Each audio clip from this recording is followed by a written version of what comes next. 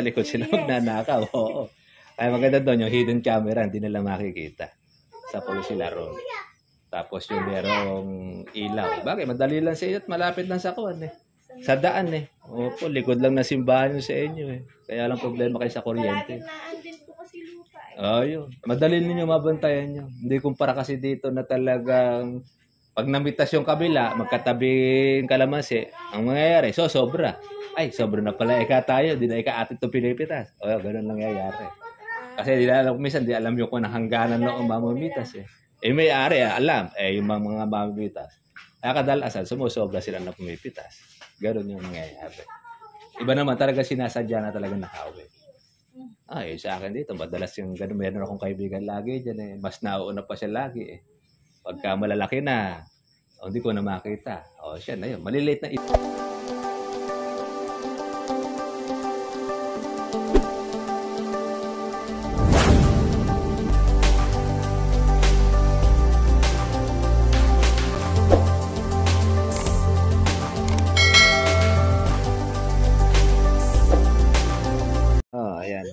Shoutout po natin si Sir Vic. Ito po yung hindi po kamag-anakan. Ayun. Si Tatay, paano niyo po?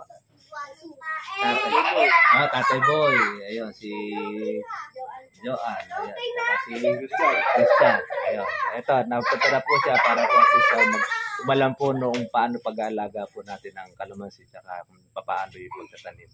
Ngayon pagdating po sa pagtatanim, kahit kami na po ang bahala po doon para tiyak ninyo mabuhay ang kalamansi. Kasi kumisa, pagka ipatatanim natin kumisa sa iba yan, pag hindi alam ang gagawin doon, pag nabasag kasi yung lupa noong punla, eh, nakukuhan yun, yung namamatay. At least ito, mga manananis dito, eh, alam po yung gagawin. Pati rin po yung puso. Opo, hinuhukay din po siya. Huhukayin muna natin yun para tsaka natin po ilalagyan po siya ng abono sa ilalim. Yung tinatawag natin na pasalubong. Kasi yung po pasalubong, kailangan po rin sa kalamansi yun, lalo na pagbago. Para at least yung sa ilalim niya, habang lumalalim po yung kanyang ugat, meron na siyang nakakain na sustansya. Ganun ang kuha niya ron. Tapos, hindi naman po maaksayado sa abono pagkabata pa kalamansi. Lalo na, kuha natin, palalakihin natin siya. Ang pang-prevention naman natin ng insekto, hindi naman po kada linggo in-spray ang kalamansi ng insecticide. Kaya mo lang siya i-spray niya kung merong umaataking yung uod or yung anumang mga insekto na kumakagat ng dahon, doon mo lang siya i-spray. Pero kadalasan, doon mo natin i-spray. Ang putakte naman, pag ganito mga maliliit, hindi niya pa binabanatan niya o inaatake. Ang inaatake niya, kapag ka po marami na po siya ang bunga. Kaya mapapansin ninyo, doon sa mga magkakalamansi, yan ang isa sa number 1 na problema nila, putakte. Kaya pagka tinamaan niya, mula pa rin sa bulaklak, nag-uumpisa na mag-spray mga farmers, mga magkakalamansi. Kasi nandun ang kasilanan. Iniitlogan po kasi yan ng mga paru-paro. Yung mga paru-paro, yun ngayon ang pumapasok sa pinaka-petals po ng bulaklak. Habang lumalaki ngayon, yung similya ngayon ng paru-paro na yun, yung bunga niya kinakain. Kaya gamais pa lang yung bunga, iba na size. Kupildong na. Pag lumaki ng tinatawag na silaki ng gamais or gasaresa, ay lalong kupito, malalaglag. Yun yung kalaban ng kalamansi. Ngayon, may mga technique naman tayo kung marami na ginagawa doon. Pero pagka bago ang kalamansi na itatanim po natin, hindi mo natin siya pamumungahin. Ang goal muna natin ay yung ating siyang mapalabong ng gusto para siya mabuhay. Yun. Alaga ko muna. 4-5. Isang 4-5. Shoutout natin ito. Ito masipag natin tagahapat si Omar. 4-5. Basta taka-report naman ito kay Kon, ano? 4-5 ito. 1-4 sa pataba. Sige. Okay. 4-5 na, no? Sige. Okay na mamaya na bibilangin. Yun naman po yung kuha natin sa may kalamansi. Ang kuha muna natin gagawin, ikukuha muna natin, ikukultivate po yung lupa. Actually, yung lupa ninyo, patag naman, wala nang problema doon. Kumbaga sa kuwan, natataniman pala siya ng pechay. Maganda lupa ninyo pag natataniman ng pechay. Iba nga, sibuyas pa eh. Opo, natataniman. Maganda lupa ninyo pagka natataniman. Kasi yan ang gusto ng pechay, buhagad ang lupa. Saka sibuyas, yun din ang gusto niya. Ang buhagad ang lupa. Ang kalamansi, yan din ang gusto niya. Kaya dito sa amin, magaganda rin ang mga kalamansi kasi may halong buhangin din po yung lupa namin dito. Piso. Kaya lang, doon sa parte ng San Antonio sa may Buliran, lalong mas maganda rin dahil lalong mas buhangin ng lupa. Ganun po. Ang kalamansi naman, hindi naman siya maselang. Basta tangkuhan mo lang dyan, regular mo lang siya. Sa tag-tuyot, sa tag-init, na regular mo lang siya tutubigan, tapos lalagyan mo rin siya ng abono. Para naman ng pag-aabono, hindi lang naman sa isang lagay, isang kutsara. Habang naglalagay tayo ng naglalagay doon, dagdag tayo ng dagdag. Para tayo nagpapakain po ng bata. Habang lumalaki siya, palaki ng palaki na yung kanyang kinakain. Ganun ng kona doon. Tapos, ang obserbahan po ninyo sa kalamansi, yung tinatawag natin na mayroong mga punggos, yung mga puti-puti. Yun ang misa sumasalakay yun. Pero pagka bata naman sa kalamansi, wala pa masyado. Kaya lang sinasalakay pagka medyo malaki-laki na, mayroong natuto yung sanga, tanggal lang naman po yung ginagawa natin doon. Ngayon pa, pwede naman ninyo spray siya ng anti-punggos para prevention lang. Pero hindi naman niya totally naiaalis lahat yun. Ganun po ang mga gamot natin. Parang yung mga gamot natin ginagamit, prevention lang din yan. Paglipas ng ilang mga araw, 2 araw, 3 araw, lipas na yung gamot. Kaya mangyayari, bibili ka na ulit ng insecticide. Ngayon, doon sa organic natin, hindi masyado itong makakuha sa insecticide. Hindi siya pala tawag kumpara mo doon sa mga synthetic na ginagamit. Kaya medyo nakakaminos tayo ng pag-i-spray, lalo pa ngayon. Hindi kami nag-i-spray pero maganda naman ang nagiging bunga. Oo, yung bunga niya. Kaya lang, sa pagtagaraw, ay talagang mga active ang mga insekto. Doon na kami talagang halos nagpupuspos ng spray pagka po pamumungayan sa tagaraw. Kasi ang kalamansi, pwede mo rin siyang i-calendar. Yung calendar natin, gustong pamungayan siya ng April. Magpabulaklakan ng November, December. April lang po mo doon. Po, December, pag January naman, ang ano mo naman doon ay May. May naman yun. May at June. Kasi mula doon sa pagbulaklak ng kalamansi, 4 na buwan. 4 na buwan mo siyang hihintayin mula doon sa pagkabulaklak na ma-harvest siya. Kung gusto mo naman ng malaki, yung mga talagang 0 na lang size niya, magpapalipas ka ng 5 buwan. Pagka 6 na buwan na, dilaw na lahat yun. Ngayon, sa kalamansi, hindi natin dapat padilawin ng bunga. Basta pwede na siyang pitasin mo na para palitan uli ng panibagong bulaklak. Kasi nasasaktan din po ang kalamansi kapag matagal nang nakasabit sa kanya bunga. Kaya kailangan po araw-araw. Opo.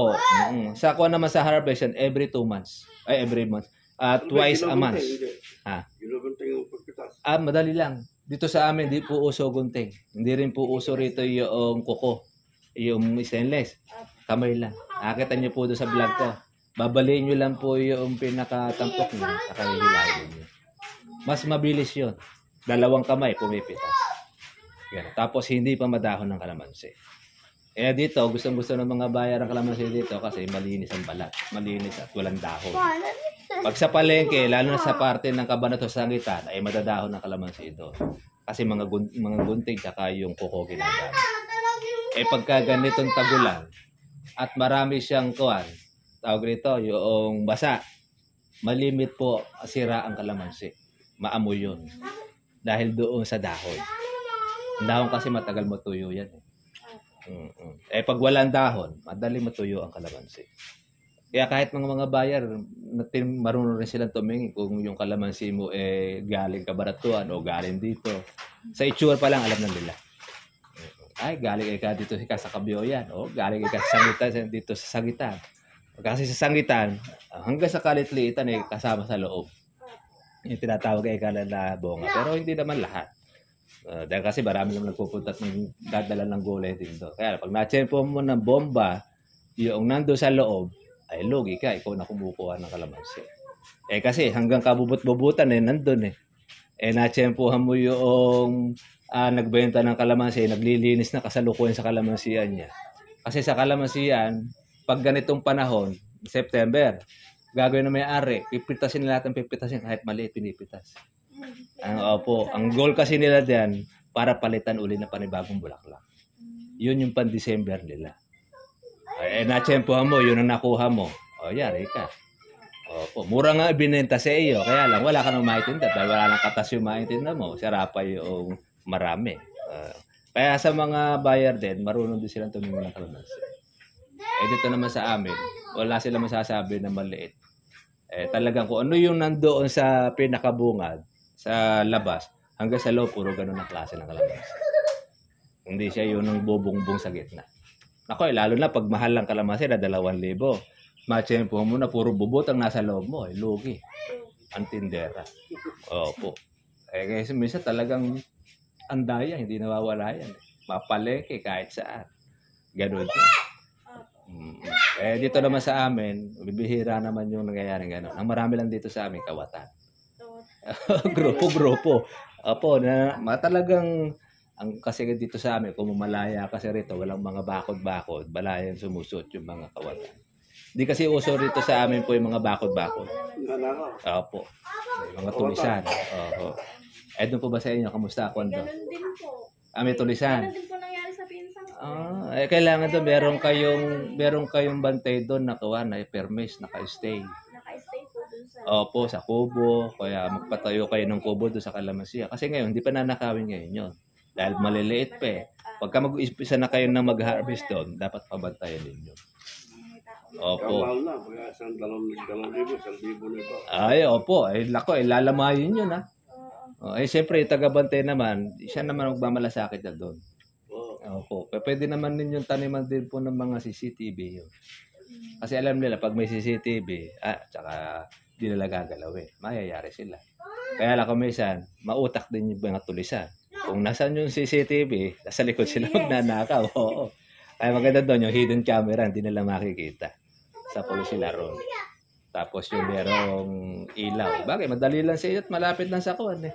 Sa daan eh. Opo, likod lang na simbahan yung sa inyo eh. Kaya lang problema kayo sa kuryente. Kalagitnaan din po kasi lupa eh. Yun. Madali ninyo mabantayan nyo. Hindi kumpara kasi dito na talagang pag namitas yung kabila, magkatabing kalamansi, ang mangyayari, sobra. Ay, sobra na pala tayo, di na atin itong pinipitas. Ganun lang nangyayari. Kasi di alam, minsan di alam yung kung hangganan noong mamamitas eh. May-ari, alam, yung mga mamamitas. Kaya kadalasan, sumusobra sila na pumipitas. Ganun yung nangyayari. Iba naman talaga sinasadya na talaga nakawin. Sa akin dito, madalas yung ganun. Meron akong kaibigan lagi dyan eh. Mas nauuna pa siya lagi eh. Pagka malalaki na, hindi ko na makita. Siya na yun. Maliliit na iniiwan sa akin. Ang masakla pa doon, yung mga maliliit, inilalaglag pa sa ilalim. Gano'n, sa halip na sana meron sa nanakawin sa susunod, wala na siyang nanakawin, nilaglag na niya. Ayun, mga gano'n, mga buwisit pa yung mga kawat. Pero hindi na naman natin iniintindi yun. Bahala sa buhay nila. Hindi man ako makahuli, iba naman ako makakahuli sa kanila. Kasi pagka yun na inintindi mo, hindi ka makakapag-alaga. Ang gano'n ang kawan ng kalamansi. Yun naman kasi mga sandali lang din naman nila. Dito kasi sa amin, yan po ang bahay po ng nanay ko. Yun po yun sa amin. Yung binabaan po ninyo, yun yung old house po namin. Opo, dito na nagtira sila nanay. Pero doon pa rin kami nag-i-stay. Sabi po nila, nakatumana Opo, ito yun. Ito yung bahay na kanuwa namin. Kasi yung mga subscriber ko, dito rin naman pumupunta. Dito na ako nagpagawa po ng bahay. Kaya lang yun, wala pa pong istilang kuryente. Farm niyo po? Dito lang din. Yan. Tsaka likod ng bahay. Yun po yung farm. Opo.